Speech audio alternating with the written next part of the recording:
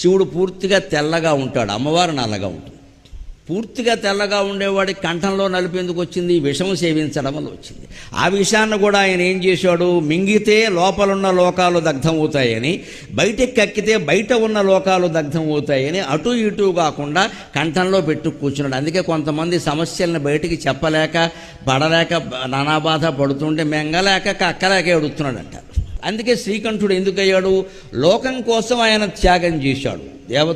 దేవతలు రాక్షసులు కలిసి క్షీరసాగరాన్ని మధిస్తూ ఉంటే అమృతానికి ముందు విషం వచ్చింది. జీవితంలోనైనా అంతే, మహత్తరమైన వైభవాన్ని మనం పొందబోతూ ఉంటే ముందు ఒక దుఃఖం వస్తుందమ్మా. ఖచ్చితంగా ఒక దుఃఖం మన చుట్టుముట్టింది అంటే వెంటనే భగవంతుడు కృతజ్ఞతలు చెప్పాలి. ఒక మహాసుఖాన్ని ఏదో నాకు ఇవ్వబోతున్నావయ్యా, నీకు నమస్కారం అని చెప్పాలి ఖచ్చితంగా. అలా దుఃఖాన్ని తట్టుకోగలగాలి. అంతేకాని ఈ చిన్న దుఃఖానికే మనం తట్టుకోలేక నానా బాధ పడిపోతే రేపు సుఖం వస్తే అనుభవించేది ఎవరు?